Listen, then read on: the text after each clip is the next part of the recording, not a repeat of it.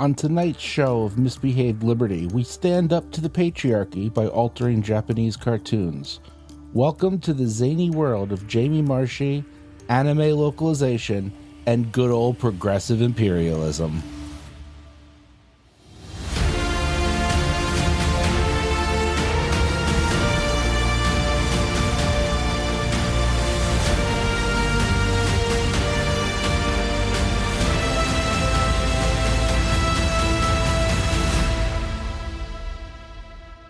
Good evening, good morning, wherever you may be and whatever you may be doing. Thank you for joining me. Today we're going to be talking about localization. Localization now is the process of translating and adapting a foreign IP for a domestic audience. More than just a literal translation, though, localization needs to maintain the tone, characterizations, and emotions of the original work while making it relatable for a new audience. And don't even get me started on what it's like to switch idioms from one language to another. While all this sounds straightforward enough, but it's 2024, and as we all know, nothing is ever this easy. Not with the alphabet soup crowd screaming about their preferred pronouns out in the hallway. The concerns with localization is where does interpretation end and alteration begin? It's absurd that we have to even have this conversation, but we live in a world where those who wish they could create feel the need to change the words, themes, and characterizations of those who do create in order to force all media to fit the progressive narrative. Now you know exactly who I'm talking about. White, liberal, handful of zannies in the purse, and a battalion of empty wine bottles set up on the counter. Our girl boss hero is going to save the world, one brunch conversation about inclusion and representation at a time, because nothing screams inclusion like crabs Benedict and bottomless mimosas. Now that's the cue for our hero's grand entrance tonight. Welcome to Jamie Marchi. Her likes include standing up to the patriarchy, calling critics misogynists, Nazis, and progressive imperialism. After all, someone has to protect delicate domestic audiences from problematic Japanese authors. For those who don't know, Jamie Marchi is an American voice actress, ADR director, and scriptwriter. She holds a Bachelor of Arts in Theater from the University of Tennessee, and one has to assume that's where she first encountered the philosophies swirling around textual interpretation, literary criticism, and specifically for our discussion, cultural Marxism. I can already feel the eye rolls from here. I can almost hear the angry keyboard warriors dashing to the comment section, fingers crashing violently onto abused keyboards, raining down a veritable monsoon of misspelled, poorly capitalized diatribes, incensed refutations of my use of cultural Marxism. It doesn't exist, they exclaim with all the righteous indignation their BA in gender studies and casual perusal of the New York Times opinion page allows for. To be sure, the American right has made something of a bugbear out of cultural Marxism. They use it as a generic catch-all phrase for ideologies, political movements, and philosophies spanning the leftist spectrum, from third-wave feminism, political correctness, and identity politics, all the way over to fetishism, materialism, and white privilege. The list of what is shoved under the cultural Marxism umbrella seems to grow exponentially, expanding with practically every news cycle. This creates so much noise around the term it becomes difficult to nail down a specific meaning. And with no specific meaning, it is that much more difficult to articulate what it is and why it matters. Cultural Marxism has its origins in literary theory and can be inadequately, but functionally for our discussion, summed up as the relationship of culture to class, power, and race. Often that relationship plays out as adversarial. The theory itself is just an analytical tool, but the application of the theory is what most concerns us. Cultural Marxism, as applied by your average leftist, seeks to recast all of society into an us versus them mentality. They seek to tear down, discredit, alter, or otherwise change society through casting it as those with power versus those without. If you have any sort of success, you're privileged and part of the system of oppression, while if you are unable to succeed, you're being kept down by a system that discredits your undoubtedly important contributions because of race, gender, sexual orientation, etc., and so forth and so on. The list, folks, the list never ends. We know, we're well aware that that list never ends. It seems every day something else is added to the list of oppressed peoples. Instead of striving for excellence, we're being conditioned as a society to settle for mediocrity. You're in the middle class? Well, good for you. But that's only because you oppress the working class. You're wealthy? Congratulations. But that's only because you're a racist white male capitalist pig. I mean, did you think it was for any other reason? You're working class? Oh, well, I'm sorry, but that's not your fault. You deserve more for just being you. You deserve what others have worked for because that's equitable justice right there. You're a victim of the system. The fact you have no marketable skills or talents is immaterial to your victimhood. It's not your fault. It's the white colonial patriarchal power structure that's keeping you down. But what does a discussion or what does a broad definition of cultural Marxism have to do with Japanese manga and anime localization? Well, nothing happens in a vacuum. And the fight over translation and localization has been going on for years and is garnering attention now because of a perfect storm between YouTube creators, the purposeful distortions made by some localizers, the rise and use of AI in translating manga, the growing audience that Japanese manga and anime reaches, and, of course, the revenue that's being generated by it.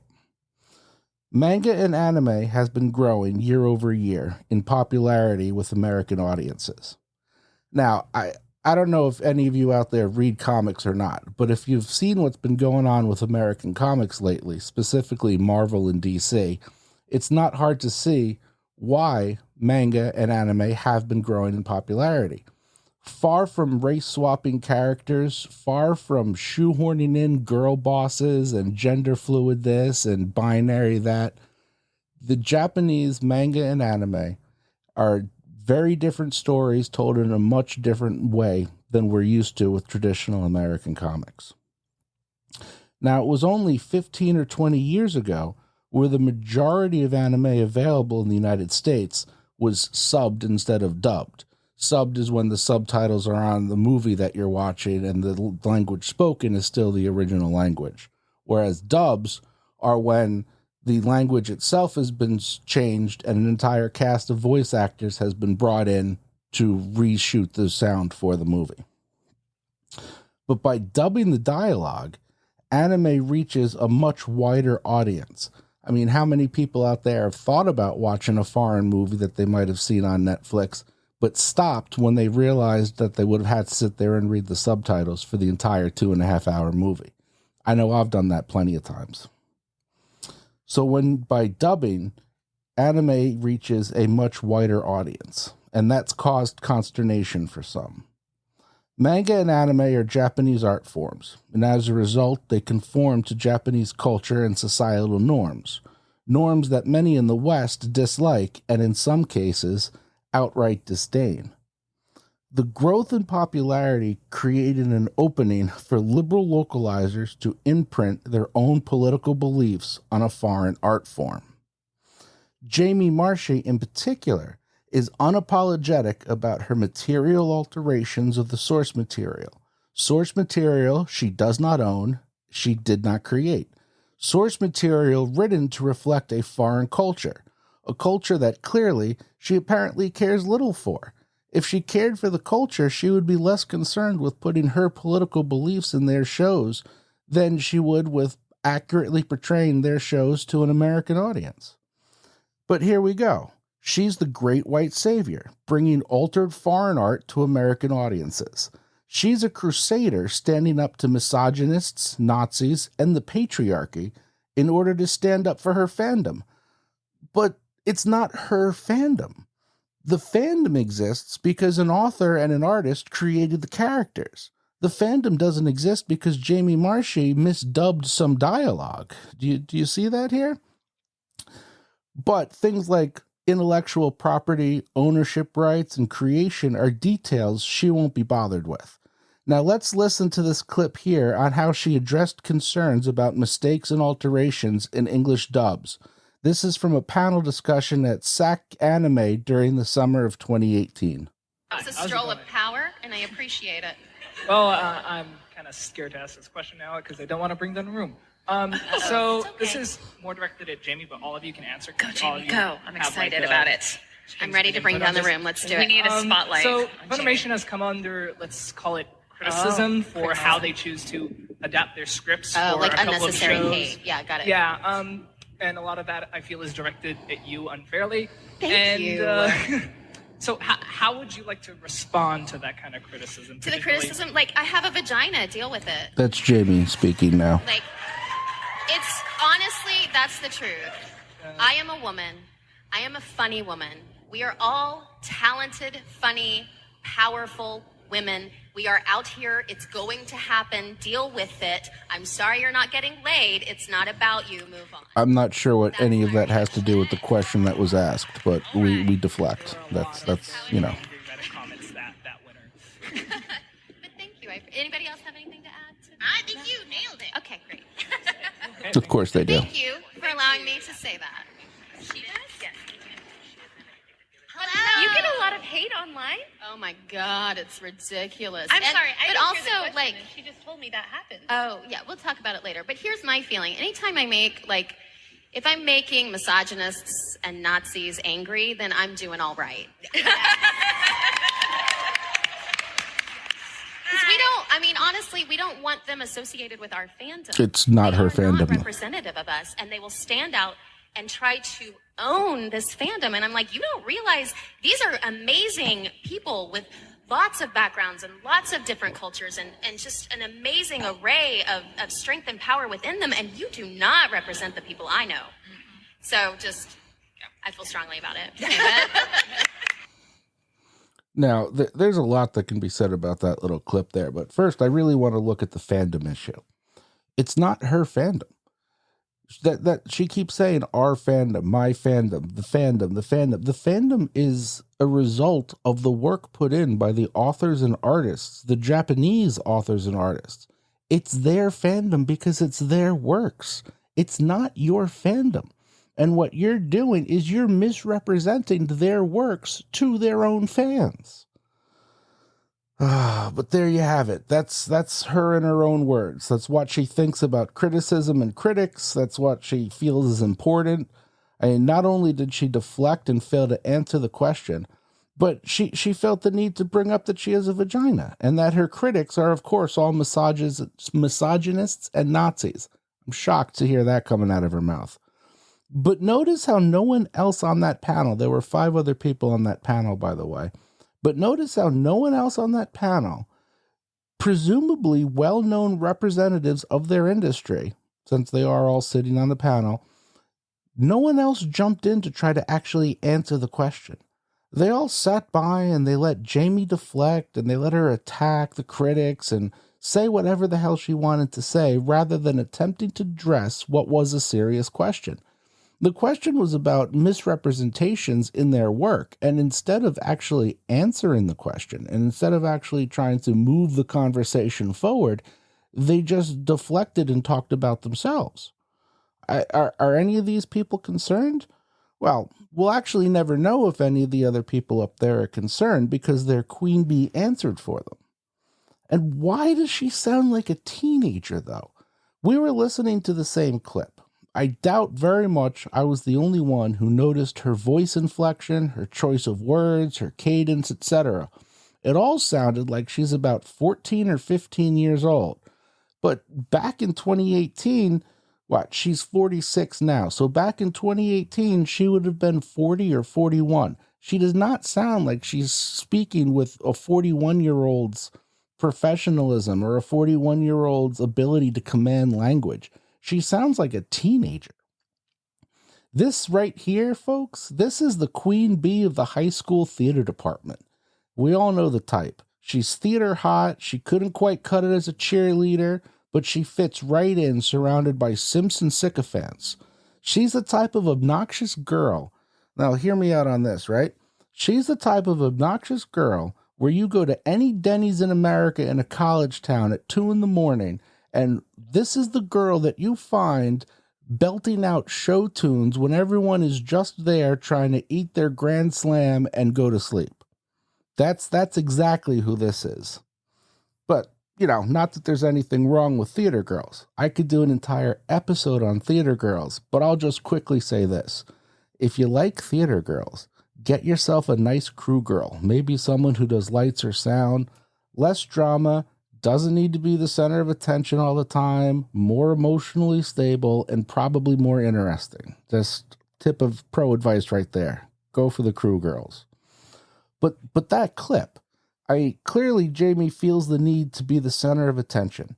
She needs to be validated. She needs you to know that she's hotter, smarter, and better than you. If you don't believe it, that's fine. It's because you're a misogynist or a Nazi or an incel, or better yet, you're all of the above. It's no surprise localization is such a mess with people like this in charge of the job. It also shouldn't come as any sort of a shock that someone who sounds like a narcissist also acts like a narcissist. Talking about the fandom as if it's her fandom. Talking about the completely ignoring the question. Like, everything she does doesn't stink. She's the savior. But think about what she's really saying. Now, this is where it gets interesting, because not only does she know what her audience wants, not only does she know her critics are wrong, but she also knows that the original intent of the Japanese authors, predominantly men, by the way, is problematic and deserving of change. Now, wait a minute. They're not her characters. She didn't create them. She didn't write their stories. She didn't ink their images. She played no part in their creation. She played no part in writing their story. Yet she's the one who's going to fix them for a modern audience. For her audience. She has a role to play, apparently. She's going to correct foreign art. She's going to make it conform to her worldview. She doesn't care that she doesn't own it. I mean, after all, ownership. What is ownership other than the patriarchal means of keeping women, minorities, indigenous people, and anyone who isn't cis-normative oppressed? The inconvenient fact that the characters in media in question are created by Japanese authors and artists is no inconvenience at all. She just completely disregards it from the outset. These characters, these stories, no. It's not their fandom, it's my fandom. It's not their audience, it's my audience. These liberal localizers don't respect the source material. They never have. It's a job, but not one they have to do well or correctly. Rather, it's an opportunity to change what they believe is problematic, not what they see to be correct. When Jamie inserts her own beliefs into a work she's localizing, she is acting as a censor. She's altering the original work to reflect what she wants society to be. She's showing her audience a vision for the future where censors alter artistic works to reflect policy. Preferably, from her perspective, her policy. This is why we should all be concerned with localizers altering the original works. Jamie's attacking the very concept of free expression and free speech, and she's doing it from a position of assumed authority. She's quick to attack her critics, though. There's not a question she can't deflect, a straw man she can't draw. I hope we aren't too far off from the day when AI replaces these people. Because, let me tell you, there's already some publishers in Japan that have been moving towards AI, using in-house localizers and translators to look over the work that the AI has done. Predominantly, it's been done with manga so far, with simultaneous publications in English and Japanese. But we'll see if it moves over to anime. Hopefully it does. Now, the right to property, because all of this, everything with the localizers, everything with what Jamie does and changing people's work and everything else, this all links back to this. This is why it matters. The right to property is the primordial right from which all other rights are derived. A basic, fundamental right to our own thoughts and words. A right that includes our ability to express our thoughts, to create, to tell a story that's uniquely our own, using our words, experiences, and imaginations. The right to property is the right to self.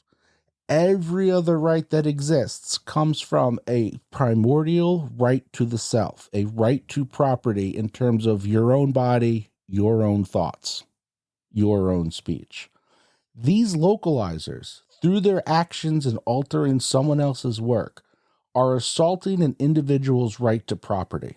Now, you're never going to hear them talk about it in these terms. No, they're correcting past mistakes. They're updating the work for a modern audience. They're making the work more inclusive, more reflective of modern times. But never do they say what they're actually doing. They're violating someone else's intellectual property rights. They're demonstrating their utter disdain for the creators who invented the stories they profess to love. But it's not about the stories. Same as it isn't about anime localization or manga translation or race-swapping characters from classical literature. These are all symptoms we're seeing here. These are all symptoms of the same disease, and like any disease, you have to identify the symptoms before you can start treating the patient. This is just another front in the leftist assault on property. Here, they're altering the creative works of others, but it's no different than attacking the landlord for raising rent, or the business owner for not paying employees more, or the gun owner for wanting the ability to protect herself. They are all Marxist assaults on private property. The assault on private property is a necessary step in remaking the world. Society at large needs to be convinced that ownership is a societal negative and collectivism is a societal positive. The mantra you oft hear repeated is no one does it alone. A flashy soundbite for sure, but look at what it really says. It's an assault on property, and an assault on property is an assault on the most basic and primordial of human rights, a right to the self. They're coming for your thoughts, as sure as they already come for your entertainment. It's time that people drew a line and yielded no more ground to people like this. It's time to stand up against these constant, never-ending assaults on our rights, because that is exactly what this is. Now, I hope you enjoyed today's show, and I look forward to our next show where we'll be discussing fundamental rights. I'll be going on vacation for a week, so look for me during the first week of February. Until then, stay ungovernable and misbehave.